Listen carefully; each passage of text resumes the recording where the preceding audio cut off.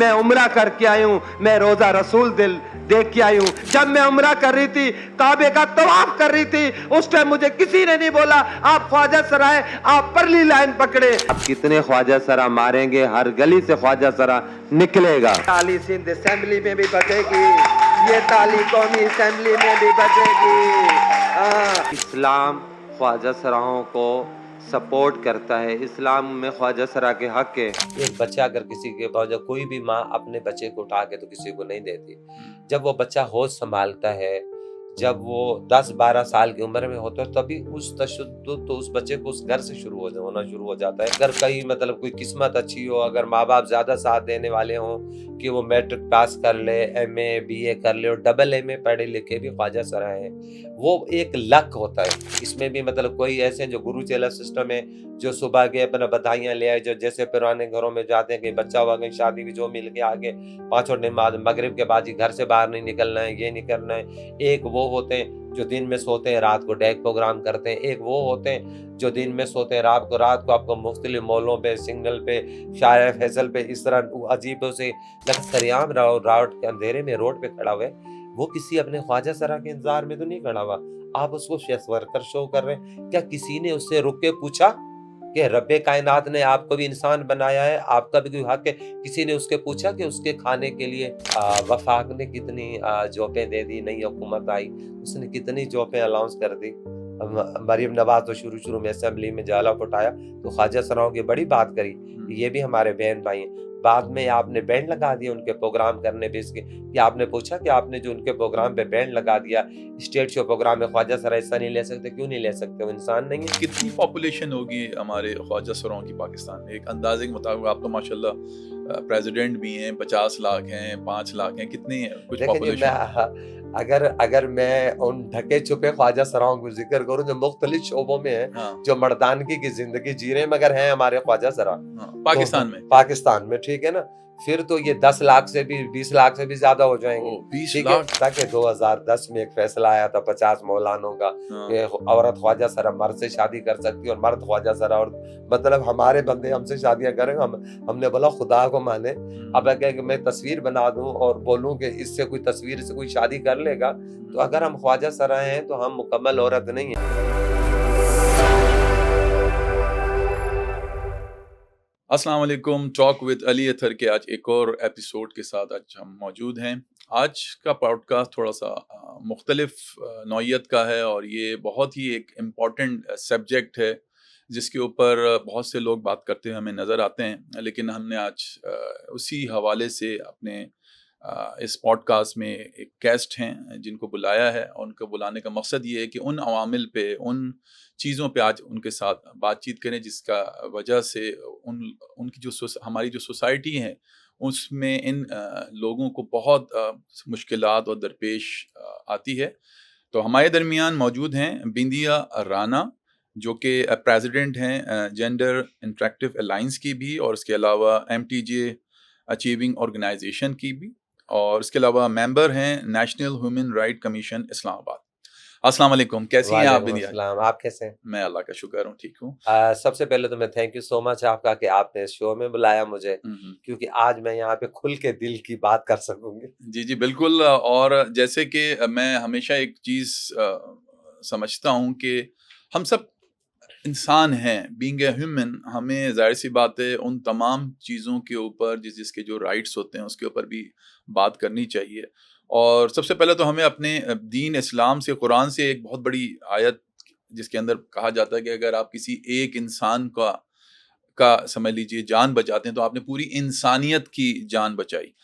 और इसी तरीके से अगर आप किसी एक इंसान को कत्ल करते हैं, इंसान की बात अल्लाह ताला फरमा रहे हैं यहाँ पर, तो आप पूरे इंसानियत का कत्ल करते हैं। तो जाहिर सी बात है आप लोग भी जिस सोसाइटी से, यानी मैं स्पेसिफिक इस वक्त जो ट्रांसजेंडर पीपल हैं उनके हवाले से बात कर रहा हूँ, तो वो लोग भी इंसान हैं हमारी तरह। हाथ पैर आंखें उनकी हैं, सारी चीज़ें उनके अंदर भी वही फीलिंग्स होती हैं जो कि आम तौर पे दूसरे इंसानों में होती है। लेकिन सोसाइटी के अंदर उनकी एक्सेप्टेंस बड़ी मुश्किल होती है, जिसकी वजह से उनको बहुत सारे मसाइल का सामना होता है। तो सबसे पहले तो मुझे ये बताइएगा बिंदिया जी कि जब कोई भी ट्रांसजेंडर को पैदा होता है, जबकि उसके पैदा या ना पैदा होने में उस बेचारे का तो कोई कसूर नहीं, मैं समझता हूँ कि वो किसी के भी घर में पैदा हो जाए। लेकिन जब वो पैदा हो जाता है तो उस घर के माँ बाप और उसके जो बहन भाई होते हैं उनका रवैया, और फिर उसके बाद सोसाइटी का रवैया उनके साथ फिर किस तरह से होता है? मैं वहां से बात शुरू करूंगी कि आपने बहुत आपके सोने जैसे अल्फाज थे कि हम सबको अल्लाह ताला ने पैदा किया है, चाहे औरत हो मर्द हो ख्वाजा सरा हो। तो ये किसी के घर में भी कोई भी ख्वाजा सरा पैदा हो सकता है और एक रूह का रिश्ता होता है। अगर आप मुकम्मल तौर पे मर्द हैं, अगर मेरे रब्बे कायनात आप में औरत की रूह डाल ले कि आप उस रब्बे कायनात से लड़ाई करेंगे, मुझे भी मेरे रब ने तख्लीक किया हुआ है। और जहाँ तक बात है कि एक बच्चा अगर किसी के पास, जब कोई भी माँ अपने बच्चे को उठा के तो किसी को नहीं देती, जब वो बच्चा होश संभालता है, जब वो 10-12 साल की उम्र में होता है, तभी उस तशद्दुद तो उस बच्चे को उस घर से होना शुरू हो जाता है कि आप ऐसे ना उठें, आप ऐसे ना बैठें, आप इस तरह बात ना करें।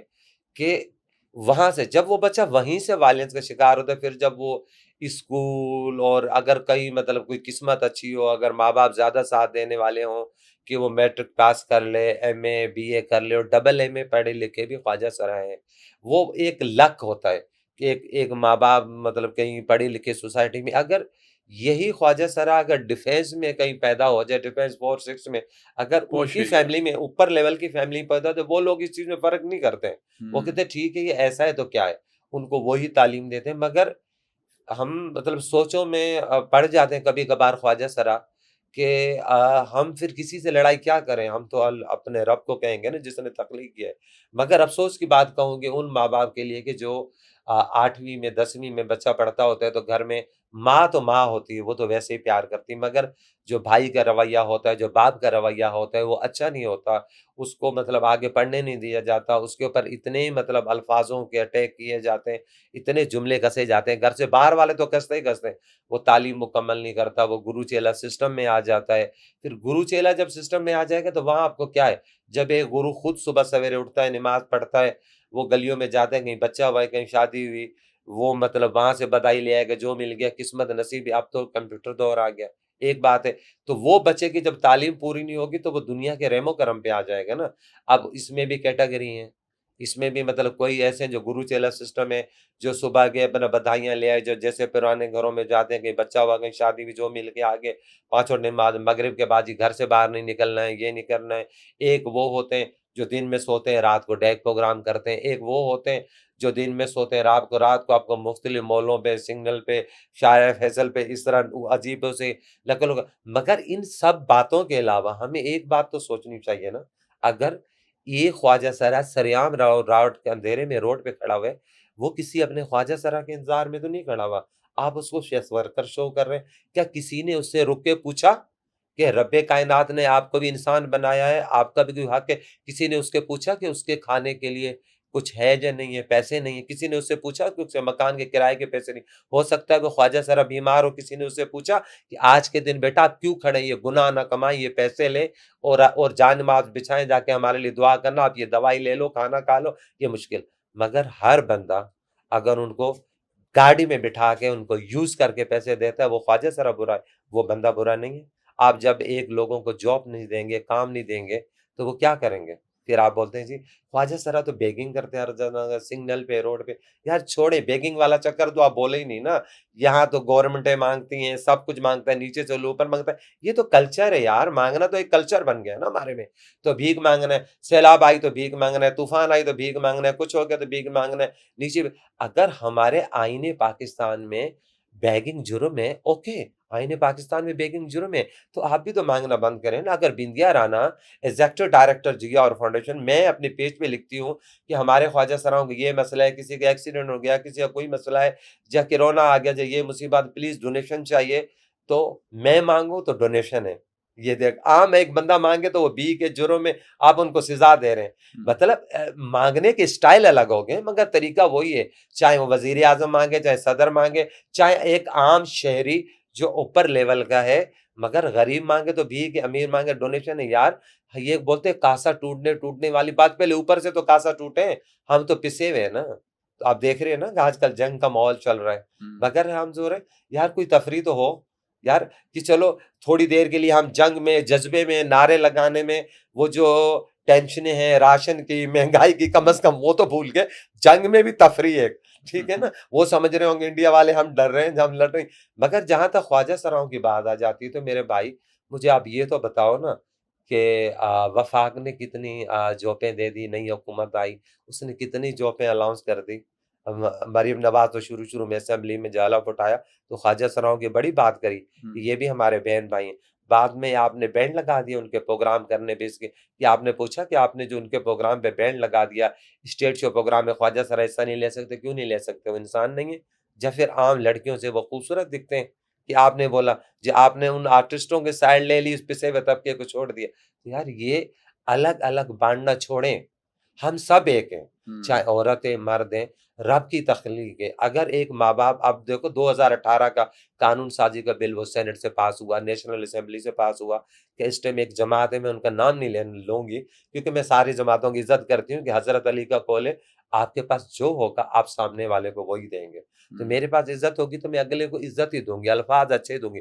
उस पार्टी ने इतना वावेला मचाया कि ये जी ये जो कानून साजी का बिल है इसराइली एजेंडा है, अमेरिकी एजेंडा। यार तुम्हारे सर में दर्द होता है तो तुम अमेरिका में खड़े होते हो, तुम्हारे बच्चे अमेरिका में, तुम लोगों की जायदाद अमेरिका में। आप किसको बात समझा रहे हैं? हमें समझा रहे हैं कि आप समझा रहे हैं कि हम मतलब जब इंडिया और पाकिस्तान वजूद में आए थे हम वो ख्वाजा सरा हैं, हमें दीवार से लगा दिया गया, हम वो ख्वाजा सरा जो मुगल आजम के दौर में मेलात में होते थे, जो हम लोगों ने जंगें लड़ी थी।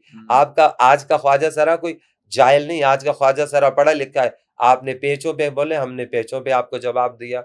आपने बड़े बड़े जलसे करते हैं ना रोड ब्लॉक कर करके, ये जो सर्किस लगाते हैं, बोलते हैं जी सर्किस में तो ख्वाजा सरा नाचते हैं, यहाँ तो हर बंदा ही नाच रहा है भाई। जहां जिसने दिल चाहता है रोड बंद करा होता है, उनके पार्टी के तराने चलते होते, बड़ा मजा आता है। मेरा दिल चाहता है यार किसी की पार्टी थोड़ी देर एंजॉय कर लो, बिंदिया काम से थक गई, कैसे कैसे म्यूजिक बजता होता है रोड पे, लोग पीछे किसी ने बच्चे का दूध ले जाना है, कोई राशन में, किसी के घर में माँ बीमार है जाना है, आपका रोड बिला के आपका चूरन बिक रहा है, आपकी प्रेस मीडिया खड़ी। तो यार ये सर्किस लगाना बंद करो। जितने यहाँ पे बैनर लगते हैं ना इलेक्शनों के दौरान, जितनी कंपेनिंग चलती है ना, यही पैसा आम आदमी पे खर्च करे ना, कसम खुदा की हमारा नक्शा बदल जाए। फिर कहते हैं जी बिंदिया जी तो सियासी बातें करती है। तो भाई सियासत भी तो हिस्सा है ना, हम कोई अलग से मखलूक तो नहीं आई है ना, हम भी इसी माशरे का हिस्सा है, हम भी पाकिस्तानी है, हमें भी अल्लाह ताला ने तख्लीक किया। हाँ, खूबसूरती किसी की विरासत तो नहीं है। अगर अच्छी लड़की खूबसूरत हो जाए तो वो मॉडल है, ड्रामे अच्छे, मतलब ड्रामों में कास्ट किया जाएगा, रिश्ते अच्छे आएंगे। हाँ, वो तो मतलब पायलट बन सकती है, कुछ भी बन सकती है। अगर ये ख्वाजा सरा खूबसूरत है तो आप उसको कत्ल कर देंगे, आप उसके साथ जोर जबरदस्ती करेंगे, आप केपे की में आपने गाजर मूली की तरह। हाँ, तो मतलब हजारों के हिसाब से, सौ के हिसाब से ख्वाजा सरा कत्ल कर दिए, कोई सुनवाई नहीं है। पूरे पाकिस्तान में एक कत्ल की सिर्फ मेहफिल थी जो सिंध के अंदर उसको उम्र कैद हुई और 3 लाख रुपए जुर्माना हुआ। मुझे बताएं कि जहाँ 100 से ऊपर तादाद, जहाँ सुप्रीम कोर्ट एक्शन लेती है कि भाई इनको क्यों कत्ल किया गया, गाजर मुझ गया, इनका कसूर क्या था, क्या मसला है?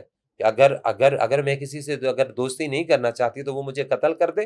अगर किसी से मेरी अगर हेलो आय अच्छी थी, कल को मैं उसके साथ हेलो आय नहीं रखना चाहती तो वो मुझे कत्ल कर दे। तो यार दीन इस्लाम की हम जब बात करते हैं तो दीन इस्लाम मोहब्बत का, भाईचारे का दर्ज देता है। तो आप 2018 के बिल को आपने चैलेंज किया, आप लोगों ने हमारे खिलाफ किया, उसमें 3-4 ख्वाजा सरा कत्ल हुए, हजारों के हिसाब से तशद्दुद हुआ। लोग बोलने लगे जी इनको मारना तो हदीस है, इस तरह के आपने कहा। आप एक इंसान का कातिल तो पूरी दुनिया का कातिल, जैसे आपने प्रोग्राम में कुरान शुरू से कहा। एक बात, और दूसरी बात ये कि हमने जब सिंध मुहूर्त मार्च किया तो वहां औरतें भी थी, वहां फैमिलीज आई, वहां पे मर्द भी थे, औरतें भी थी, फैमिलीज के साथ बच्चे उठाए हुए थे। तो इस बात पे साबित हो गया कि लोग बाशऊर हैं, लोग अच्छे बुरे की पहचान करते हैं। अब जो है ना ये चूरन नहीं बिकेगा। तो दूसरी बात है कि मजहब सबका एक है। अल्हम्दुलिल्लाह अगर मैं मुस्लिम हूं तो एक हदीस नबवी है कि आप किसी के झूठे खुदा को झूठा मत बोलो, वो आपके सच्चे खुदा को झूठा बोलना शुरू कर देंगे। कुरान में भी अल्लाह कुरान भी में अल्लाह लिखा ताला है, भी मगर लोग हम कितना अमल कर रहे हैं उस बात पे ना, आप कितना अमल कर रहे हैं। अगर मतलब अगर बदर कमर्शियल में ख्वाजा सरा रहते हैं, एक दफा मसला हुआ, मैं थाने में गई तो वो कहने लगे जी बिंदिया जी इनकी ड्रेसिंग कैसी है। तो मैंने बोला इनकी ड्रेसिंग, हुकूमत पाकिस्तान को एक ड्रेसिंग दे दे, जब तुम थाने वाले एक ड्रेसिंग दे दो। अगर एक डिफेंस से लड़की है, पैंट शर्ट पहनी हुई है और स्लीवलेस बाजू है, तो तब तो ओके है। अगर ये ख्वाजा सरा ड्रेसिंग करे तो आप उस पर एतराज उठा रहे। अगर बिंदिया रानो किसी चैनल पे बुलाया जा रहा है, सिली बेच बात, बिंदिया जी ये ढाक लें, बिंदिया जी, अगर मीरा बैठी हुई तो आपको कोई इतराज नहीं। तो यार ये दोहरा मयार नहीं होना चाहिए। अच्छा ये बताइए विनय जी, कितनी पॉपुलेशन होगी हमारे ख्वाजा सरों की पाकिस्तान में? एक अंदाजे के मुताबिक, आप तो माशाल्लाह प्रेसिडेंट भी हैं, 50 लाख हैं, 5 लाख हैं, कितनी है कुछ देखिए जी, मैं पॉपुलेशन? अगर मैं उन ढके छुपे ख्वाजा सराओं को जिक्र करूं जो मुख्तलिफ शोबों में हैं, हाँ, जो मर्दानगी की जिंदगी जी रहे हैं, मगर हैं हमारे ख्वाजा सरा हाँ, तो पाकिस्तान में? पाकिस्तान में, ठीक है ना, फिर तो ये 10 लाख से भी 20 लाख से भी ज्यादा हो जाएंगे। ओह! 20 ठीक है, लाख की? आपको पता है कि मतलब 20,000 ख्वाजा सरा सिर्फ कराची में रजिस्टर है हमारे जिया फाउंडेशन में। अच्छा। 20,000 ख्वाजा सरा सिर्फ रजिस्टर है, हुँ। ठीक है ना। तो बात ये है कि ये तो एक बहुत बड़ा प्रोजेक्ट इसका हो मतलब जिसमें बहुत बड़ी पॉपुलेशन है इधर, मतलब ख्वाजा और सरों मर्दम की? शुमारी में क्या किया गया हमारे साथ, मर्दम शुमारी में मतलब बोला कि जी इतने ख्वाजा सरा हैं। हुँ, जब हम लोगों ने मर्दम शुमारी होने लगी, आप जब 20 साल बाद मर्दम शुमारी करेंगे ना, एक आम आदमी, एक जो मसलों में घिरा हुआ है बेचारा निचले तबके, उसको पता ही नहीं कि मर्दम शुमारी किस चिड़िया का नाम है। तो एक आम ख्वाजा सरा हो, क्या पता, जिसके घर में टीवी अवेलेबल नहीं, जिसके पास तालीम नहीं है, वो अखबार नहीं पढ़ सकता, वो बेचारा सुबह अपने घर से निकलता है, किसी तीसरे इलाके में बेगिंग करने जाता है, आप गए घर में ताला है। फिर आपको कैसे पता? जब मैंने बोला कि भाई आप ऐसा करें, जहां आपने पुलिस, रेंजर्स, स्कूल के टीचर और वो रखे, वहां एक ख्वाजा सरा भी उस टीम में रख लें मर्दमशुमारी में, वो उस इलाके में जाएगा, आपको बताएगा कितने ख्वाजा सरा है, वो कराएगा। तो आपने क्या, आपने हमारी तादाद कम बताई। तादाद आपने क्यों कम बताई? कि आपको खौफ है कि अगर हमारा सही डेटा सामने आ जाएगा, हम आपसे हेल्प मांगेंगे, हम आपसे एजुकेशन मांगेंगे, हम आपसे जॉब्स का कोटा मांगेंगे, तो आप डर रहे हैं। तो आप डर के आप किसी भी चीज को दबाएंगे ना, वो ज्यादा आ जाएगी।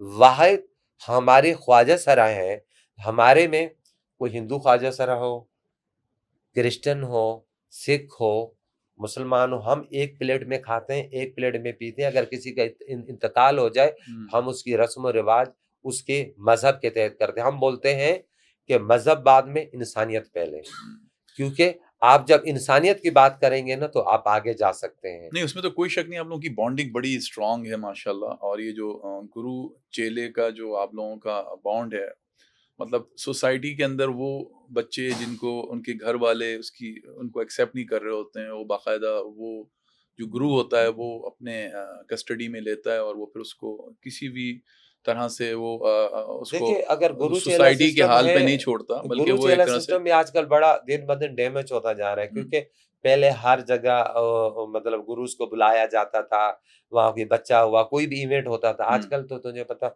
लड़की लड़के हमसे अच्छा ही नाच लेते हैं हमारे लोगों से घर घर में। अच्छा, एक अच्छा। बात ये है। और दूसरी बात ये कि हमारे लोगों के लिए बहुत कम वसाइल रह गए डांसिंग के जैसी चीजें। अब देख, शीमा किरमानी मेरी बहुत अच्छी दोस्त है, मगर मैं शीमा किरमानी अक्सर बोलती, बिंदिया ये जुमला ना बोला करो कि अगर हम नाचे तो कंजर खाना है, अगर किसी अमीर के कोई बच्चा कोई क्लासिकल डांस कर रहा है तो आर्ट से क्लासिकल डांस, ये दोहरा मयार नहीं होना चाहिए, है ना। अब पिछले दिनों हमारे पास छोटा सा प्रोजेक्ट था, शीमा किरमानी ने तावन किया और हमने एक टीम बनाई डांसिंग की, और उसको फिर हम लोगों ने प्रेस मीडिया के आगे एक शो भी किया। मगर उसके बाद हमें कितने गवर्नमेंट के लोगों ने इवेंट में बुला के उनकी पर्जीजराई की, या उनको कुछ 4 पैसे दिए या कुछ करे, कुछ भी नहीं। वो बेचारों ने एक 2-2.5 महीने रिहर्सल करी, सीखा, इतना सारा पैसा भी लगा, और उसके बाद वो वही बेकिंग कर रहे हैं। अगर एक डबल एमए ख्वाजा सर है, जब आप उसको जॉब्स नहीं दे रहे तो भूखा पेट भरने के लिए कुछ भी करेगा। मगर ये अजीब बात है ना, अगर हम करें, कुछ बोलें, गवर्नमेंट के खिलाफ बोलें, बाहर निकलें, या कुछ भी करें, हम करें तो पर्चे, अगर वो करें तो चर्चे, तो अब ये चर्चे नहीं चलेंगे। बड़ी बात है, बड़ी बात है। सही बात तो सही कह रही हैं आप। अच्छा ये मुझे बताएं कि आप लोगों के अंदर मतलब हम बहुत छोटी उम्र से एक चीज़ सुनते आ रहे हैं कि पता नहीं वो कहाँ तक सही है, आप बैठी हुई हैं, आप तो माशाल्लाह प्रेसिडेंट हैं, एक तरह से बड़ी आपकी गहरी निगाह होगी इन सारी चीज़ों पे। क्या कोई स्पेशल किस्म की आप लोगों की तदफीन वगैरह होती है, या फिर वैसे ही आम तौर पे जैसे लोग बोलते हैं, या फिर जो शादियां होती हैं, ये भी एक मुअम्मा है, इसको हल करें कि क्या ख्वाजा सरा आपस में शादियां करते हैं या फिर वो पूरी उम्र कोई शादी वादी नहीं करते? कुछ इसको भी बताएं जरा। पहली बात ये है कि कहीं शादी कोई हो ना जाए। अच्छा, हमारे में शादियां तो पहली बात है कोई इसका नहीं मतलब कोई होते, ख्वाजा सरा शादी कोई वादी नहीं? ख्वाजा सरा शादी नहीं करते, मगर हाँ, हमारे में 3 जिन्स होती हैं, हाँ, मर्द ख्वाजा सरा, औरत ख्वाजा सरा, हमारे कोई शादी नहीं होती। अच्छा। और आपको पता कि 2010 में एक फैसला आया था 50 मौलानों का हाँ। कि औरत ख्वाजा सरा मर्द से शादी कर सकती है और मर्द ख्वाजा सरा, और मतलब हमारे बंदे हमसे शादियां करें। हमने बोला खुदा को माने। अब अगर मैं तस्वीर बना दूं और बोलूं कि इससे कोई तस्वीर से कोई शादी कर लेगा, तो अगर हम ख्वाजा सरा हैं तो हम मुकम्मल औरत नहीं है, तो हम शादी। अब वो मौलाना साहब चाह रहे थे जहाँ पे औरतें घेरे में आई वहां हम आ जाए, नहीं हम इस घेरे में नहीं आते। अच्छा अच्छा। हम आजाद ही सही हैं। और दूसरी बात ये है कि जहां तक आपने कहा, जो दुनिया में आया है, रब्बे कायनात ने जिसको तख्लीक किया, दुनिया में भेजे, आखिर तो वहां जाना है।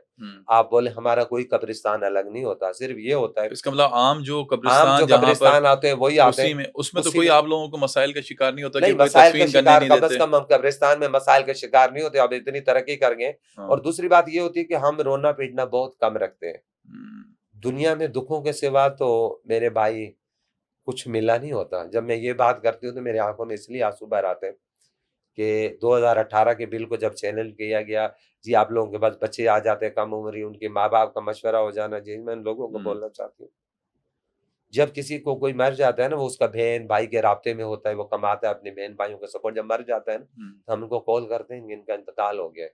बाद लोग कहते हैं बस आप लोग दफना देना, हम क्या। उनके बहन भाई डेड बॉडी भी लेने के लिए नहीं आते। आप सोचें कि वो कितना तकलीफ का लम्हा होगा कि वो ख्वाजा सरा होके जिसने बेगिंग करी, नाच गाना किया, पता नहीं अपने भूखे पेट भरने के लिए, जब बहन भाइयों को सपोर्ट करने के लिए क्या करे। वो बहन भाई जब जनाजा लेने नहीं आते, क्या वो ये ख्वाजा सरा को हाथ पकड़ा के दे जाएंगे? एक बात। दूसरी बात है, हमारा कब्रिस्तान वही हो तो लोग बोलते हैं जी आप लोग अपने घर में दफनाते हैं, रात में ले जाते हैं, क्या करते हैं? जो आस पड़ोस के मोहल्ले के लोग होते हैं वही जनाजा, मतलब वही निला दुला के वही जनाजा नमाज ले जाते हैं, मस्जिद के बाहर रखा जाता है, जनाजा नमाज होता है, आम कब्रिस्तान होती है। एक बात। और दूसरी बात बोली जाए कि आपने हमें दिया क्या भाई आपने? औरतों की हेल्थ, अगर हम जाते हैं किसी हॉस्पिटल, औरतों की खिड़की अलग है, मर्दों की अलग है, कि हमारी खिड़की है। मैं तो जब किसी हॉस्पिटल सरकारी में कोई ख्वाजा सरा बुलाए, कोई नहीं सुन रहा ना, मैं तो लाइन मैन नहीं देखती हूँ, पहले हाथ आगे करती हूँ। या तो तीसरी खिड़की बनाओ, नहीं तो जहां से मेरा दिल चाहेगा मैं सबसे पहले लूंगी दवाई, क्योंकि मेरा भी हक है। वार्ड अलग होने चाहिए। यहाँ पे वॉशरूम का कितना बड़ा मसला है। तो आप लोग शनाख्ती कार्ड आप लोगों के बनते हैं? अल्हम्दुलिल्लाह हमारे शनाख्ती कार्ड भी पासपोर्ट बनते हैं। वगैरह भी? पासपोर्ट, शनाख्ती कार्ड, हम बैरून मुल्क में आते जाते हैं। ठीक है। अब वो 2002 वाला माहौल नहीं है। मगर क्या हम इतनी तरक्की करने के बाद क्या हम लोग वो टारगेट हम लोगों ने अचीव कर लिया कि जिसके, अगर बिंदिया राना ने 2002 से जब काम शुरू किया, ख्वाब देखा था कि एक ख्वाजा सरा सुबह उठेगा, नहाए धोएगा, बैग लटकाएगा, इज्जत की नौकरी करने जाएंगे? नहीं, वो ख्वाब पूरा नहीं हुआ। आज दिन तक हमारे लोग आपको चौराहों पे, होटलों के आगे, सिग्नल में बेगिंग करते हुए नजर आएंगे, कच्ची आबादियों में नाच गाना करते हुए नजर आएंगे। वो ही जहाँ पे आम आम लोगों को अगर मतलब अगर 10,000 का मकान मिल रहा है तो उसको मतलब 15,000 का मिलेगा, 20,000 का रेंट ज्यादा लेंगे। फिर आपके घर में तो ये कौन आया, ये कौन गया। किसी फैमिली वाले घर में 10 लोग आए जाए तो तरह, अरे भाई जाहिर है हमारे बहन भाई भी हो सकते हैं, हमारे मिलने जुलने वाले भी हो सकते हैं, हमारे दोस्त अहबाल भी हो सकते हैं। मगर तो उनके लिए इतना टेंशन क्लियर हो गया। जब वो आम कच्ची आबादी में घर लेंगे, वहां पे आपको पता ही, ढकी छुपी तो बात नहीं ना, वहां मंशियात भी बिकती होती है और भी उल्टे सीधे बहुत सारे काम होते हैं। मगर टारगेट क्या होता है? वहां का जो ख्वाजा सरा रहता है ना, उसके घर में जोर जबरदस्ती गुंडा भी आड़ जाएगा, बदमाश। अल्हम्दुलिल्लाह कि सिंध के अंदर हम लोगों ने इतनी तो स्ट्रगल कर लिए। वो सोशल मीडिया ख्वाजा सरा इस्तेमाल कर लेते हैं, उनको पता है थाने में हम थैंक्स कहते हैं, आईजी सिंध को थैंक्स कहते हैं कि आईजी सिंध ने ग्रुप बनाया जिसमें ऑलरेडी हमारे लोग फोकल पर्सन, मैं खुद फोकल पर्सन हूँ। अगर कहीं भी किसी ख्वाजा सरा को मसला हो, हम बोलते हैं कौन सा थाना फिलहाल, वहां से वीडियो बनाओ, हमें सेंड करो, हम आईजी सिंध के ग्रुप में डालते हैं, फौरन एक्शन हो जाता है। फौरन उस थाने का ऐसे जो पूछे कहाँ गया। इसका मतलब आप ये जो सिंध के अंदर जो आईजी आप बता रहे हैं, उनकी आप परफॉर्मेंस से काफी मुतमईन हैं? हम पुलिस से भी काफी वहां पर मुतमईन है। और दूसरी बात है कि सिंध में ये है कि सिंध एक सूफी कल्चर है, ख्वाजा सराओं को बहुत मतलब वो करते हैं। और खास तौर टॉलरेंस भी है। और इसमें खास तौर पे पाकिस्तान पीपल्स पार्टी ने मतलब जब मैंने उनमें शमूलियत करी तो मैंने सोचा कि ऐसी कौन सी पार्टी होगी जिसमें दर्द हो। तो बेनज़ीर साहिबा को मैं पूरे सिंध से मशवरा किया, बेनज़ीर साहिबा को बहुत लाइक करते थे। फिर पाकिस्तान पीपल्स पार्टी में शमूलियत करी। तो हम चाह रहे हैं कि शमूलियत करने के बाद एक कानून साजी भी, अब रिजर्व सीट पूरे सिंध के ख्वाजा सराओं के पास रिजर्व सीटें हैं, वो लोग मतलब टाउन की असेंबली में जाते हैं, अपने हल्के में हम लोग काम करवा रहे हैं। आप कभी हमारे हल्के का विजिट करें, आपको हमारे वाला टाउन सबसे खूबसूरत नजर आएगा। क्या बात। 2013 का मैंने इलेक्शन लड़ा, मैं पाकिस्तान की पहली ख्वाजा सरा, drama artist, state show artist, कोई ऐसा शोबा नहीं, मैं पाकिस्तान की पहली ख्वाजा सरा 2013 का इलेक्शन लड़ा। मैंने अंदरूनी Sindh Balochistan free medical camp से लगाया, और चैलेंज से वहां लगाए जहाँ पे लोग वोट लेके वापसी आ जाते हैं, जहाँ सर दर्द की गोली मिल रही, वहां काउंसलिंग सेक्शन भी करवाए, वहां की औरतों को बताया कि तुम्हारे राइट्स क्या है। और मैं 3-4 साल वेब की मेंबर भी रही। तो बात ये नहीं है कि ये काम, अब देखो ना, पहले ये होता था जी पाकिस्तान की पहली ख्वाजा सरा न्यूज एंकर बन गई, ये भाई उसके बाद आपने कितने न्यूज एंकर बनाए, आपने क्रेडिट ले लिया, बाद में चैनल वाले ने ख्वाजा सरा को हटा दिया, आपने क्रेडिट ले लिया जी फिलहाल होटल पे इतने ख्वाजा सरा लग गए। वाहिद एक कंटोनमेंट बोर्ड इदारा है जहाँ 20-25 ख्वाजा सरा लिए गए थे रिकवरी के लिए, और उनके साथ में खुद जाती थी साथ में। तो वो जो उनका कंटोनमेंट बोर्ड का एक मतलब टारगेट था जो कई सालों से अचीव नहीं कर पा रहे थे, उन ख्वाजा सराओं ने महीने में अचीव करके दिया था। तो उन लोगों ने इनामात भी दिया था। हमने बोला इनामात नहीं, असल आके इनको पक्का करें। अब कुछ 6-7 ख्वाजा सरा है जो उन लोगों ने परमिट कर ली, वो भी यहाँ तक कि हम सुप्रीम कोर्ट तक गए।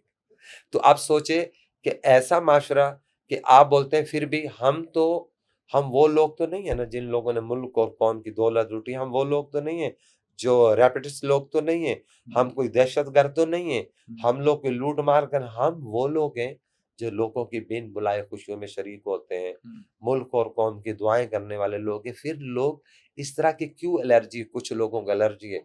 मगर मैं कभी कभार ऊंचे सोसाइटी के लेवल के लोगों से कभी कभार बस गुस्से हो जाती हूँ, वो थोड़ा मेरे से फासला रखते हैं, मैं थोड़ा उनसे फासला रखती हूँ, क्योंकि सच कहने वालों को आजकल बात चुभती नहीं। जब तक यार हम लोग नाच गाना करते थे, उनकी तफरीह का सामान थे, जी करते थे, तब तक तो वो हमारे साथ बड़े सट थे। जब से हम लोगों ने राइट्स की बात शुरू कर दी, जब से हम लोगों ने फाइट करना शुरू कर दी, बात करना शुरू कर दी, वो हिल से गए। तो सारी लड़ाई तो इस कुर्सी की हुई ना। तो भाई, तो बात ये नहीं है, हर किसी को रब ने तख्लीक किया, हक तो देना पड़ेगा। आप जितनी जोर से बॉल दीवार पे मारेंगे ना, आप सोचेंगे कि दीवार हिलेगी, वो बॉल उतनी जोर से रिटर्न आके आपके सर पे लगेगी। तो आप कभी भी ना बॉल खेलें, आप क्रिकेट खेलें, आप हॉकी खेलें, मैच खेलें, तो ये ना सोचें कि अगले के सर को आप दीवार समझ के बॉल ना मारें। तो बात ये है कि वो लोग अब घबरा रहे हैं, जब वो सोच रहे हैं कि ख्वाजा सरा इतने पढ़े लिखे सामने आ गए, अब तो लॉयर भी हैं, डॉक्टर भी हैं, डॉक्टर मेहरब जैसे मतलब आ गए हैं, निशा राव जैसे आ गए हैं, जहरी जैसे लोग ख्वाजा सरा आ गए। तो मैं ये समझती हूँ कि ड्रामा आर्टिस्ट आ गई, तो आप घबरा रहे क्यों हैं? आप घबराए नहीं ना, मतलब टैलेंट इन लोगों में भी तो है, मैं वो तो एक अपने बात बोलती हूँ टैलेंट कि को यार जो डिफरेंट काम शोज़ों में मुझे दिखाते आता है ना, जो हैं। बिंदिया राना को आता है, मेरा काम है मैं आगे लोगों को सिखाऊं, वो आगे लोगों को सिखाए। जो मुझे नहीं आता सीखने, तुम यकीन जान लो कि उम्र तो मैं अपनी असली नहीं बताऊंगी, क्योंकि अच्छी बात नहीं होती। तो बात ये है अच्छा कि चलें, आप मुझे उम्र के जितने हिस्से में भी हो, मैं सीखती हूँ, मैं अभी भी मेरा सीखने का अमल जारी है। जब तक बंदा सीखता है ना, तब तक आगे जाता है। जब बंदा बोलता है ना नहीं मैं तो मुकम्मल इंसान हूं, वहां ठहराव आ जाता है। तो आजकल आपको यंग जनरेशन से भी बहुत सारी चीजें सीखने के लिए मिलती हैं। आप जैसे शुरू में आपने प्रोग्राम शुरू किया, तो आपके जो अल्फाज थे, तो मेरे वालिद साहब होते थे, वो जब कोई अच्छी बात करता था, कहता था वाह यार आपके तो अल्फाज सोने जैसे हैं, सोने जैसे। तो आप जब एक दूसरे को आप दूसरे को मतलब सहाराएंगे, उसकी इज्जत करेंगे ना, तो रिटर्न आपको वही चीज सही बात। मिलेगी। अच्छा बिंदु जी, कुछ अपने हवाले से बताइएगा कि आप किस उम्र में आपको ये फील हुआ था कि आपके अंदर ये चीज डेवलप हो रही है, और फिर आपके घर वालों का क्या, मैं कुछ आपके हवाले से भी जानना चाहूंगा अपनी जिंदगी में, थोड़ा सा अपने जिंदगी के जो हैं आपके झरोखे उनको भी बताइए। देखिए क्या बात ये है कि कुछ जिंदगी मेरी कलरफुल नहीं रही। कलरफुल तो वो था जो बचपना था।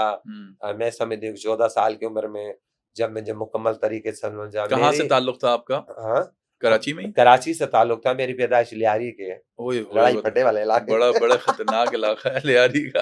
अच्छा तो तो आपने वो तो लियारी के वो नहीं सारा रही। टाइम देखा तो होगा, अब तो खैर अमन हो बचपन गया मेरा लियारी में। सक्कर में गुजरा। तो अच्छा, मुझे वालिद और वालदा की बहुत सपोर्ट थी। तो वो लोग उन्होंने बोलते थे, की सपोर्ट उन आपको? लोगों ने सपोर्ट करी। और मतलब मेरे जो बड़े भाई थे, अल्लाह उनको सलामत रखे, वो अभी भी है। हाँ, तो वो काफी मतलब बोलते थे इस तरह नहीं बैठो, उस तरह। मेरा बाप कहता था नहीं यार, इसको इसकी जिंदगी जीने दो। हाँ, फिर जब मैं गुरु चेला सिस्टम में आई तो मेरे घर वालों को पता चला।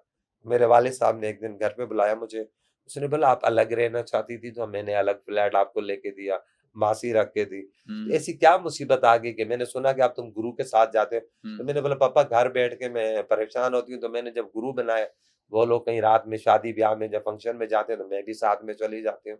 तो कहने लगे मतलब बात ये है। तो मेरे बाबा ने बोला कि फिर ऐसा करो कि सारे बहन भाई बुलाए हुए थे, वो जो परफॉर्मेंस आप कहीं जाते हो दिखाते हो वही परफॉर्मेंस यार आज घर में भी दिखा दो। तो मैं बड़ी सहम से गई। तो जाहिर है मेरी बहनें, 2 शादीशुदा बहनोई भी आए हुए थे, तो मैं बड़ी सहम गई। मैंने बोला नहीं पापा ये अच्छी बात नहीं। तो मेरे मम्मा ने बोला नहीं ये गलत है। तो उसने बोला क्यों? जब तुम लोग इतने सारे लोगों के बीच में अपने गुरु में जाके तुम गैरों में नहीं शर्माती हो, परफॉर्मेंस दिखाती हो ना, तो यो यहाँ भी दिखाओ, फैमिली में भी दिखाओ ना, यहाँ क्या हो गया तुम्हें? तो मैं उसमें बड़ा एक धचका महसूस हुआ कि मैंने बोला नहीं बस यहाँ नहीं। तो मेरे पापा 240 गज का बंगलोज था, ये आपके नाम कर दिया। तो मैंने बोला मुझे 240 गज का ये बंगलोज भी नहीं चाहिए, मुझे कुछ नहीं चाहिए। तो वो बड़ा भाई मेरा बड़ा खुश हुआ। मगर मैं जब जाने लगी तो मेरे वालिद साहब ने मेरा हाथ पकड़ा, मुझे बोला कि बेटा बात सुनो, अगर कोई अजीज या रिश्तेदार मुझसे पूछे कि फिलहाल बेटा क्या करता है, ये करता है, फिलहाल क्या लड़की क्या करती, ये करती, क्योंकि मेरी 7 बहनें 8वीं में खुद हूँ। माशाल्लाह। तो 4 भाई थे, एक छोटा बचपन में वफात कर गया, 3 भाई हैं। रवैया कैसा था उन बहनों का और भाइयों का आपके साथ? नहीं बहनों के साथ तो बड़ा अच्छा रवैया रहता था, हाँ, क्योंकि हम लोग मतलब उनका दुपट्टा ओढ़ लेना, मेकअप इस्तेमाल कर लेना। और भाइयों और का छोटे भाइयों के साथ बहुत, जो सब मेरे से छोटा था तो लड़ाई वो करते जरा थे? दबाव में आ जाता, बड़े वाले का जरा मेंटल प्रेशर थी उनके। हाँ, तो उसके बाकी बहनों का रवैया बहुत। तो उसने बोल, मेरे वालिद साहब ने एक बात समझाई, कुछ जिंदगी में ऐसा तो करो ना, अगर कोई मुझे कॉल करके बोले कि भाई वो तुम्हारा बेटा हिजड़ा है या खुसरा है जो कुछ है, तो मैं उसको ये तो बोलूं यार वो जो भी है वो ये करता है। वो बात मेरे दिल पे लगी कि मैंने बोला नहीं यार कुछ ना कुछ करना है।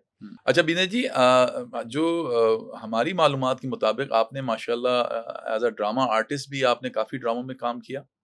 हाँ किया, ड्रामा में काम किया माशाल्लाह। तो अभी भी करने का शौक है, ये करती रहती हैं या नहीं। फिर अभी अभी मसरूफियत की जो वजह है से नहीं कर देखे जी, पाती? उस टाइम मेरे पास टाइम होता था कि मैं ड्रामों में भी काम किया, स्टेज शो पे भी काम किया, कुछ फिल्मों में भी काम किया। हाँ, हाँ, मगर अपनी गाने का मुझे बहुत शौक था उस टाइम। हाँ। मेरी आवाज अच्छी थी, अब नहीं है, अच्छा, क्योंकि अब जो जलसों में और इनमें उनमें इतनी फेवरेट आवाज कौन है आपकी? है। अदाकार कौन है और अदाकारा कौन सी है, बताएंगी? मेरे तो लिए तो सारे काबिल एहतराम है, बस बाकी जो अगर गुलकारों में कहे जाए तो मतलब मैडम नूरजान की, नूरजहां को आप उसको बहुत मिस करती हूँ अच्छा, कि अल्लाह उनको जन्नत फिरदौस में जगह दे। मैडम का कोई हल्का सा गाना एक गुनगुना दें, मैं तेरे संग कैसे चलूं सजना, वो अगर एक मिसरा अगर आप सुना दें तो बड़ा अच्छा लगेगा मुझे और मेरी ऑडियंस को।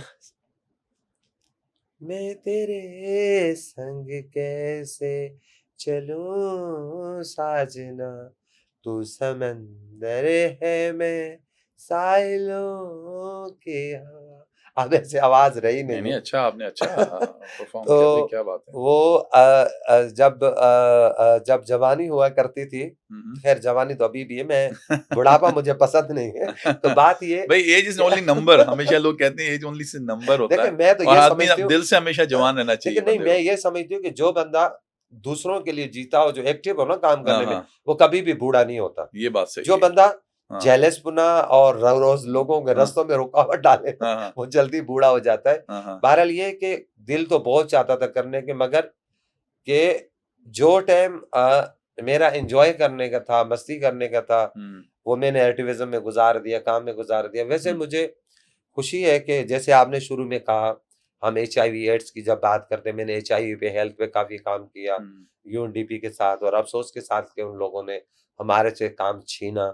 और क्योंकि अगर ख्वाजा सराओं का था तो कम्युनिटी बेस्ड CBO करती तो बेहतर, अब जिन CBO को दिया गया वो लोग मतलब आस्ता आस्ता करके ख्वाजा सराओं को बेरोजगार कर रहे हैं और वो लोग दबाव में भी रखते हैं, तो ये चीजें गलत है। तो बात ये है कि उस टाइम अगर जब मेरे पास HIV का प्रोजेक्ट था भी नहीं तो मैं HIV की अवेयरनेस देती थी, तो लोग बोलते थे यार बेवकूफ औरत है, HIV की अवेयरनेस दे रही, प्रोजेक्ट तो इसके पास। मैं बोलती थी अगर एक बंदा भी मैंने पॉजिटिव होने से बचा लिया, एक बंदे की जान बचा ली, समझ लो मैंने खानदान की जान बचा ली। कम से कम कोई जिंदगी में तो ऐसा काम हो कि जब रब के पास मैं वापसी लौट के जाऊं तो वो बोले कि कि मेरी मतलब जो है अगला जहान अच्छा हो जाए। मगर हम्म। हम लोग सोचते नहीं है कि हमने इस दुनिया में है तो एक दिन लौट के अपने रब को भी जवाब सही देना बात है। है। जिसने भी दुनिया में आया है उसने लौट के अपने रब के पास जाना। अच्छा, आपका पसंदीदा मशगला क्या है? जब आपको वक्त मिलता है तो कौन सा ऐसा गेम करती हैं, सिंगिंग सुनती हैं? पहली बात है तो वक्त मिलता नहीं है। हम्म। अगर वक्त मिले तो तन्हाई होती है। हम्म। उस तन्हाई में वो मसले शेयर करती हूँ मैं हम्म। अपने रब से। हम्म। क्या रब्बे कायनात हमें अगर हमारे लोगों को बनाया है, क्या लोग ये अभी भी हमें रास्ता नहीं देंगे? हम्म। फिर तो मेरी वालदा साहिबा कहती थी, हम्म। हम लोग पंजाबी हैं, राणा राजपूत हैं, तो हमेशा कहती थी, हाय कल्ला रुख भी ना आवे, कल्ला रुख भी ना आवे। हम्म। मैं बोलती थी, माँ क्या है कल्ला रुख? कहती कि अकेला एक दरख्त भी ना हो, उसके साथ एक दूसरा दरख्त होना चाहिए। हम्म। तो मैं बोलती थी कल्ला ये चंगा। अच्छा, तो मगर इस उम्र के हिस्से में आके मतलब जब मैं रात को थकी हारी रात को जब मेरी आंख खुलती मैं अकेली होती हूँ, तो थोड़ा सा वो मेरी माँ की बात थोड़ा सा वो कर देती है, दूसरी अपने बहन भाई अपने बच्चों का था फैमिली तन्हाई का तो एहसास होता है। हम्म। तो ये तन्हाई का अगर एहसास मुझे तो हर ख्वाजा सरा को होता होगा। हम्म। मगर शुक्र अल्हम्दुलिल्लाह जिस तरह भी हमें रब ने बताया, हमें कोई पछतावा नहीं। अल्लाह ने हाथ दिए हैं, पाँव दिए हैं, सोच हम्म। दिए। हम्म। मगर एक तन्हाई जो है ना, वो सबसे बड़ा मतलब वो होता है। हम्म। फिर बंदा ये उस तन्हाई में सोचता है कि मैंने क्या खोया क्या पाया। हम्म। क्या सारी जिंदगी अगर स्ट्रगल करी, लोगों के मसले हल करे, क्या कोई मेरे साथ भी है? तो तन्हाई सबसे बड़ा है। तो मैं लोगों को यही मैसेज देना चाह रही हूँ हम्म। कि जरूर करें, जरूर काम करें, ये करें कि मगर बस ये कुछ मुझे ये भी बताएं ख्याल कि करें। आप टाइम मिलता है तो क्या करती हैं? मैंने ये सवाल आपसे पूछा था, तो उसका अगर हम शॉर्टली आंसर लेना चाहें तो वो, टाइम मिलता है तो तो क्या बस मशागल होता है? मतलब क्या करती हैं? टाइम मिलता है तो मौसीकी मैं सुनती मतलब हैं? जो माजी की तलक चीजों को याद जब करती हूँ तो फिर मैं टेलीफोन कॉल पे लग जाती हूँ, कभी कभार टिकटॉक अच्छा। बनाने शुरू हो जाती हूँ, अच्छा, गॉसिप करना शुरू हो गॉसिप जाए। शुरू हो जाती हूँ, ठीक है, ठीक। या अच्छा, एक्सरसाइज करना शुरू हो जाती हूँ। अच्छा, अच्छा, माशाल्लाह। अच्छा, इसके अलावा ये मुझे बताएँगी कि ज़िंदगी का, मैं अगर आपसे पूछूँ, ऐसा पल, ऐसी खुशी जो आपने महसूस की और आज तक उसको याद रखती हैं? देखिए जी, जिंदगी का आज दिन तक जो याद रखती हूँ, आज दिन तक तो मैं लोगों के बिछड़ने के, मिलने की मोहब्बत और बिछड़ने के रवैये याद रखती हूँ। लेकिन उन पलों में से कोई एक ऐसा जिसको बहुत स्पेशल आपको फ़ील हुआ हो कि यार ये मैं। बहुत स्पेशल तो तब फील होगा कि मतलब जब वो लोग मेरे साथ चलते। हुँ। तो स्पेशल तो कुछ भी नहीं है। हुँ। हुँ। बस ये है कि अब वक्त ने इतना कुछ सिखा दिया है हुँ। हुँ। कि अब लोगों के चेहरे पढ़ लेती हूँ। अच्छा। बाकी बात ये है कि मैंने मोहब्बत अपने आप से करना सीख ली है। हुँ। तो अब मतलब कोई लम्हा याद नहीं रहते। अगर कुछ याद रहते हैं, पता क्या, आपको जो प्यार मोहब्बत के गुजरी हुई चीजें ना आपको कभी कभी कभार भूल जाती हैं। हुँ। मगर लोगों का जो टफ टाइम दिया होता है ना, अपनों ने जो प्यारों ने दिया होता है, जो आपके पास अच्छे टाइम में साथ होते हैं, हुँ। जब आप उनके लिए बहुत बुरे कुछ कर रवैये लेते उनके, हैं, उनके बुरे जब रवैये। उनके लिए बहुत कुछ कर लेते हैं और वो समझते हैं कि आप हमारे लिए सब कुछ है। जब वो दूर चले जाते हैं ना, वो अच्छे लम्हात उनके साथ वो याद नहीं रहते। वो जो मतलब गुजरा, वो जो तलखी, वो जो जुदाई है, वो बड़ा दिल को चीर देती है कि हुँ। आपके उन लम्हात पे भी भारी पड़ जाती है। ठीक। अच्छा, ये बताएँ, ज़िंदगी का कोई रिग्रेट, अफ़सोस, वैसे तो आप लोगों की ज़िंदगियाँ भरी पड़ी हुई हैं इन दास्तानों से, गमों के और तकलीफ़ों के, लेकिन फिर भी एक ऐसा रिग्रेट अगर आपको ज़िंदगी में महसूस होता हो, ऐसा पछतावा, जिसमें आपको, अगर अल्लाह आपको लगता है कि यार अगर ये नहीं होता तो बहुत अच्छा होता?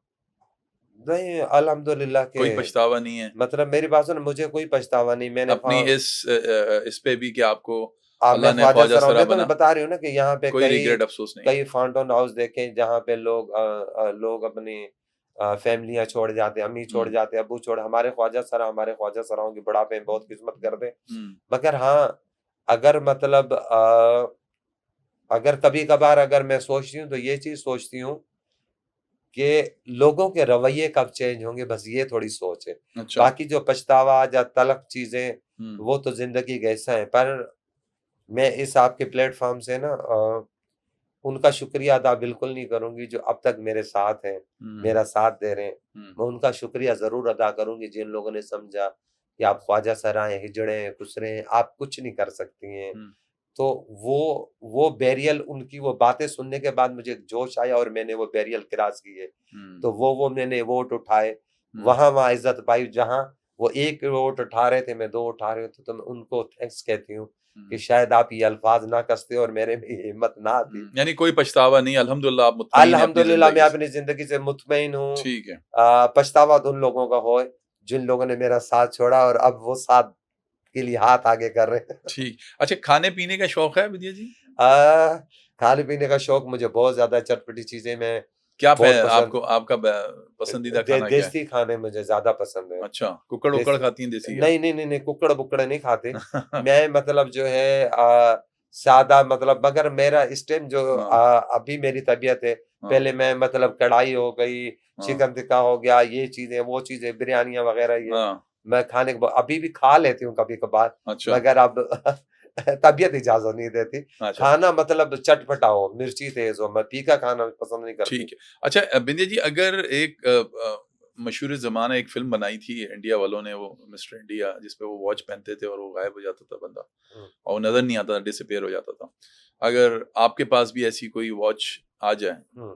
तो उससे सबसे पहला काम क्या करेंगे? किसी अपने दुश्मन से बदला लेंगी, या फिर समझ लीजिए किसी को गायब कर देंगी, या फिर लोगों के मसले मसाइल हल करना शुरू करेंगी? मतलब उसका क्या काम देखिए, अगर लेंगे उस अगर घड़ी का? ऐसी घड़ी हाथ आ गई, पहली बात आपने दुश्मन की बात करी, तो मेरा रब कहता है कि आप उसको माफ कर देंगे ना, माफ करने वालों को मेरा रब बहुत पसंद है, माफ।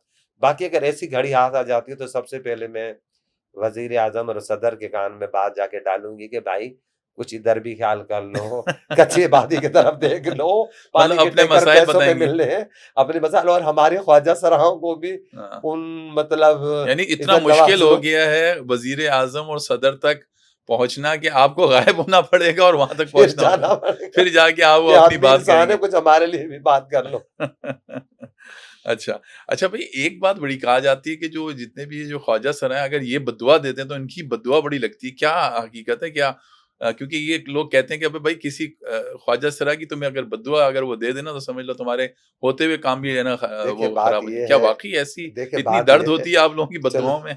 चलो शुक्र है, लोग किसी चीज से तो डरते हैं, तो डराए रखें। अच्छा। बाकी ये है कि जाहिर है, एक बंदा है जो बेऔलाद है, और एक बंदा है जो शुरू से एक हुँ, तशद्दुद, एक वो करता है, और वो अगर कोई भी बात करता है तो पहले अल्लाह का नाम लेता है, वो अगर हुँ, मांगता है तो अल्लाह का नाम ले सुबह, तो अल्लाह ताला तो अल्लाह ताला, ये कुरान शरीफ में है कि यतीम मिस्कीन की जो है, हुँ, जो चीज है वो 7 आसमान पे डायरेक्ट जाती है। हुँ, तो दुआ बददुआ में तो सबके असर होता है, हुँ, मगर वो कहते हैं ना, मस्जिद ढा दे मंदिर ढा दे, एक बंदे दा दिल न डावी दिला च रब रहिंदा। हुँ, यहाँ तो हमने ठेकेदारी कर ली है ना दिल तोड़ने हुँ, की।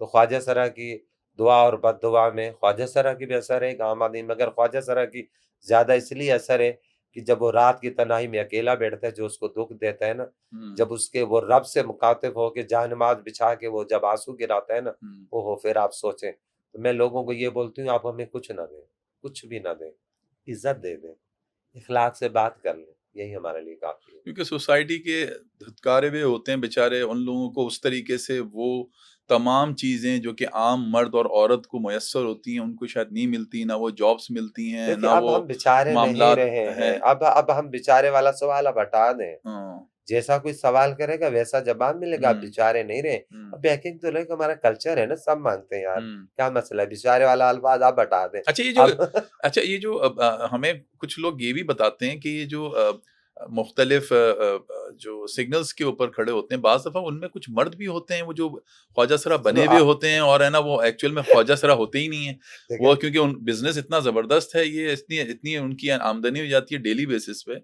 कि वो भी आके बन जाते हैं। यानी कुछ देखें बात ख्वाजा ये सराओं ने भी इसकी इधर कंप्लेन की है कि भाई देखें ये ख्वाजा सरा नहीं है। देखें बात ये, आपके मुँह से ये बात सुन के ना, मैं तो आपको खैर आज तहसीन पेश कर दूं। शुक्र है हम लोगों की कैटेगरी इतनी तो अच्छी, जो मर्द आके शमूलियत कर रहे हैं। नहीं वाक़ई आप कोई आप अपने बीवी बच्चों का रोजी के ढूंढने के लिए बेकिंग। आप सोचे कि एक मर्द अगर वो ख्वाजा सरा नहीं है और हमारी ड्रेसिंग करके बेकिंग करे, सोचे कि उस माशरे का उसका क्या क्या हाल है। मतलब मैं नहीं समझती हूँ कि कोई मतलब इस तरह का कोई अच्छा भला बंदा आके अगर वो नशई किस्म का ना हो, जो ड्रग्स वगैरह इस्तेमाल इस तरह के, मैंने तो कोई लोग नहीं देखे हैं। बाकी हुँ, बाद लोग सिग्नल से गुजरते हुए, सिग्नल पे ख्वाजा सराओं ने मुझे पता है कि वो लोग कई लोग बोलते हैं जी इन लोगों ने नशे की गोली खाई कुछ।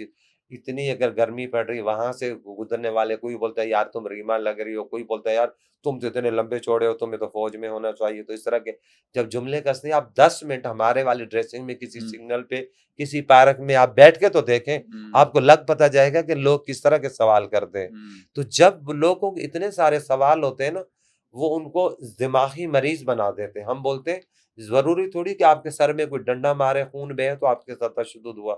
हम कई ख्वाजा सराओं को बुलाते हैं, उनकी काउंसलिंग कराते हैं, उनके मतलब काउंसलरों को बुलाते हैं, जिन जो उनके दिमाग में चीज है वो तो कम से कम वो हो। तो बहरहाल ये कि अगर आपने बोला अच्छे भले भी अगर हमारी फील्ड में आ रहे हैं, फिर वेलकम है। नहीं, लेकिन हमने ये देखा कि वाकई कंपैरेटिवली जो हमारे सोसाइटी के अंदर, हमारे मुल्क के अंदर जो मर्द और औरतें हैं, उनके मुकाबले में वो क्राइम रेट ख्वाजा सराओं का नहीं है, ना ही इस तरह से वो कत्ल की वारदातों पे, ना डकैती की वारदातों पे उस तरीके से हमें नज़र नहीं आते, वो जिस तरह से आम जो जेंडर है वो मगर नज़र आती है। मगर देखें आप ये बात तस्लीम कर रहे हैं ना, क्योंकि एक पढ़ा लिखा पाकिस्तानी, पढ़ा लिखा शहरी हुँ, तो वो समझ चुका है। हुँ, मगर आम आदमी को समझाना ज़रूरी है। हम हॉस्पिटल में जाते हैं, कई दफ़ा ख्वाजा सराओं के साथ तशद्दुद होता है, मैं उनको खुद हॉस्पिटल में ले जाती हूँ। जब तक मैं अपना तारुफ नहीं कराऊँ तब तक तवज्जो नहीं होती। ओह! वो डॉक्टर एक दूसरे को कहते हैं यार तू देख, ये हिजड़ा है तू देख, वो बोलती है तू देख। यार डॉक्टर के लिए क्या है, औरत क्या है, मर्द क्या है, ख्वाजा सरा क्या है? कुछ हुँ, ऐसे होते हैं। मगर अब काफ़ी अवेयरनेस, अभी हमें अवेयरनेस मज़ीद हुई है काम पहले करने से। की ज़रूरत है, अवेयरनेस की कमी की ज़रूरत है। हुँ, या फिर लोग मतलब जो है वो अजीबो-गरीब, आप किसी सरकारी हॉस्पिटल सबसे पहले तो गार्ड बोलेगा, "एनू की होया है?"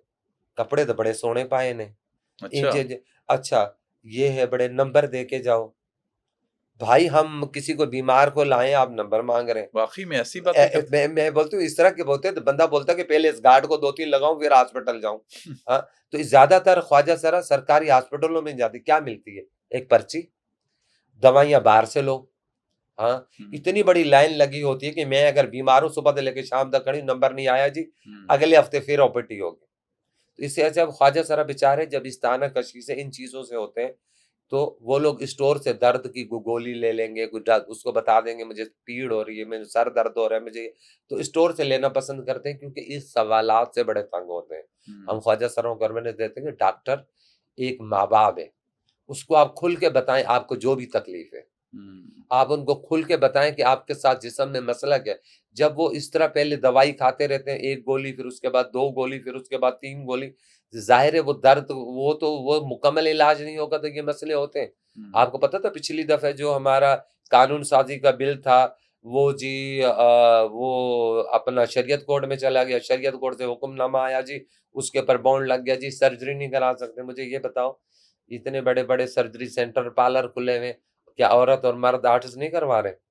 हाँ, हुँ, 70 साल की, 16 साल की बन के मिल रही तो वहाँ जुर्म नहीं है? हुँ, यहाँ फ़िल्मी एक्टर और क्या-क्या सियासतदान में किस-किस के नाम लूँ यार? तो वो कराएँ तो मतलब वो ठीक है, ये पार्लर तो भाई फिर पार्लर बंद करवाओ ना, ये हुँ, सर्जरी सेंटर। यहाँ पे हमें ख्वाजा सरा जो बेचारा बीमार था उसकी सर्जरी के लिए सिंध हाई कोर्ट में पिटीशन दायर करना पड़ी, वो कल शरीयत कोर्ट। आपने शरीयत कोर्ट से फैसला ले लिया, हमने उसको सुप्रीम कोर्ट में चैलेंज कर दिया, आपका फैसला वहीं रुक गया। आप बोल रहे थे एक्स व कार्ड वाले तो ये इसराइली हैं, तो यहूदी हैं, तो ये अमरीकी हैं, तो एक्स कार्ड वाले तो सिंध असेंबली मतलब अभी रिजर्व सीट पे आए। जो जमात सबसे ज्यादा चीख रही थी उसको भी मेयर के नीचे एक्स वाले कार्ड वाला हमने ख्वाजा सरा दिया कि उसने उसका मेडिकल करवाया। यार तुम कौन होते हो किसी को बोलने वाले कि आप किसी का मेडिकल करवा के फिर जाहिलों वाली बात है ना। जो हुँ, बंदा बोल रहा है मैं मर्द हूं तो मर्द हूं, जो बंदा बोल रहा है मैं ख्वाजा सरा हूं तो ख्वाजा, किसी को क्या जरूरत पड़ी है, कौन से हमें अवार्ड मिल रहे हैं, कौन से हुकूमत पाकिस्तान ने बैंक नाम लगवा लेंगे। हुँ, ख्वाजा सरा तो हमारे बेचारे गाजर मूली की तरह केपेगी में कत्ल हो रहे हैं। सरकारी से हमारे पास जॉब्स नहीं है, तालीम हमें अवेलेबल नहीं है, हेल्थ हमें अवेलेबल नहीं है। तो खुदा के बंदों को रहम कर लो। वही बात आ जाती है ना। जब तक हम आप मुगल आजम बने हुए थे, हम अनारकली बने हुए थे, आदाब कर रहे थे, आपके तफरीह का सामान थे तो ओके। जब हम नजरों में नजरें डाल के आपसे हक मांगना शुरू हो गए तो आप परेशान हो गए। हुँ। अभी तो देखिए आगे होता है क्या। विनय जी, आज आप हमारे इस पॉडकास्ट में आईं, आपका बेहद शुक्रिया और बहुत अच्छा लगा, बड़े खुल के आपने उन तमाम इश्यूज़ के ऊपर जो हमारी सोसाइटी के अंदर स्पेशली ख्वाजा सराओं को पेश आ रहे हैं, उसको उजागर भी किया। उम्मीद है जो भी इस वक़्त हमारे मुक़्तदर हल्क़े हैं, अगर वो इस प्लेटफॉर्म की वसात से इस सारी चीज़ों को देख रहे हैं या सुन रहे हैं, तो उम्मीद है कि इनके मसाइल की तरफ भी आप ज़रूर तवज्जो दें, ताकि उनके भी जो मसाइल हैं, उनकी जो मुश्किलात है, उसको दूर किया जा सके। आपका बेहद शुक्रिया दोबारा से। तो नाज़रीन, ये थी आज की हमारी गेस्ट बिंदिया राना। उम्मीद है आपको आज का डिफरेंट ही सही लेकिन प्रोग्राम पसंद आएगा। अगले प्रोग्राम तक के लिए मुझे इजाज़त दीजिए। अपना बहुत ख्याल रखिएगा। अल्लाह हाफ़िज़।